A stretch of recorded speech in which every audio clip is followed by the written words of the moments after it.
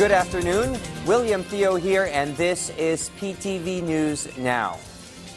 A diminutive amphibian is tops in today's news abroad. Meet the Harlequin frog. So colorful and eye-catching, yet so toxic and deadly. Scores of them, 130 of them to be exact, were found and seized by authorities in Bogota airport yesterday after a Eureka inspection discovery on a Brazilian woman traveling to Sao Paulo via Panama, carrying her valuable stash inside film canisters. She was arrested for the crime of wildlife trafficking. Before being handed over to the prosecutor's office, formal charges await her. Harlequin frogs, which thrive along the Pacific coast in Ecuador and Colombia and in Central America, are known for the highly toxic secretion that natives in the jungle tip their blowpipe darts with as a lethal weapon against their enemies. Harlequins are also endangered and prized in the international market, where they can fetch up to $1,000 each to wildlife collectors or enthusiasts. Despite all the misery, malady, mayhem, and murder going on in Rubble City, Palestinians had something to cheer and feel proud of, having made it to the knockout round of the AFC Asian Cup. Yet their hopes and dreams were cut short by the defending champion Qatar, who found themselves trailing at halftime, had to dig deep to eke out a 2-1 nail-biter against a feisty Palestinian team.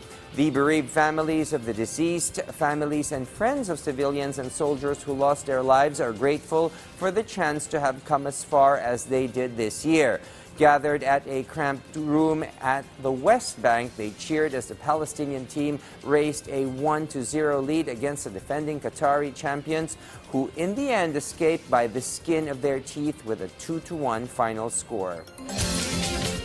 Still smarting from the drone hit that took the lives of 3 U.S. soldiers in Iraq, U.S. President Joe Biden and his national security are mulling how to respond to a drone attack on a military camp in Jordan that snuffed out the lives of 3 American servicemen.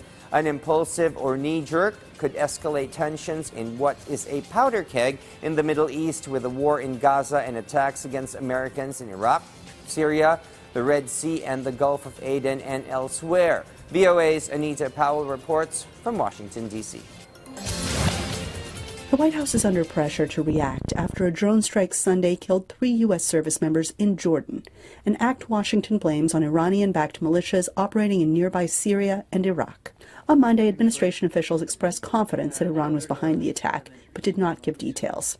Nor would officials lay out their next move. I am not going to telegraph any punches here from the podium, nor will I get in front of the president or his decision-making. As he said yesterday, we will respond.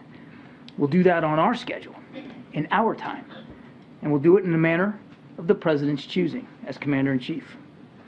We'll also do it fully cognizant of the fact that these groups, backed by Tehran, have just taken the lives of American troops. But Kirby said, one thing is clear. We are not looking for a war with Iran. We are not seeking a conflict with the regime in a military way.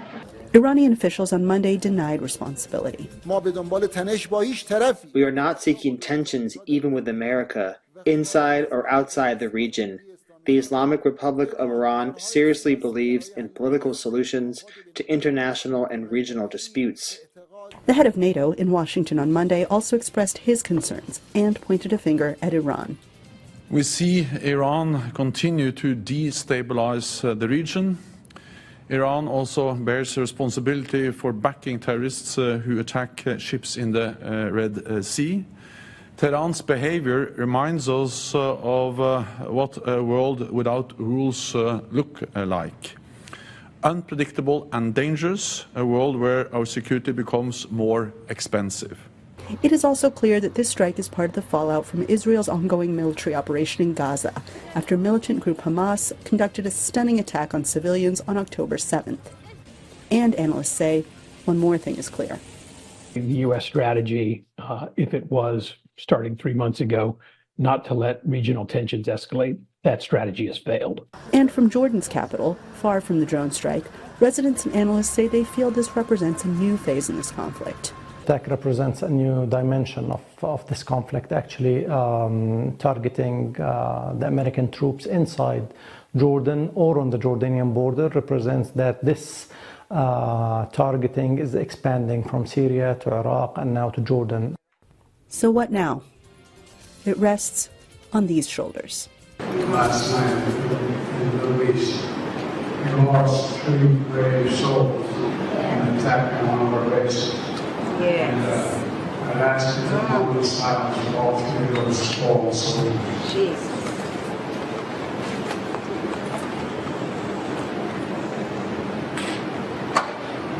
And we shall respond. God bless you all. Anita Powell, VOA News, Washington. And that's a wrap for today. Join us again tomorrow, same time, same location on your remote and browser. And remember to always stay informed, get smart, and keep fit while you catch the news right here.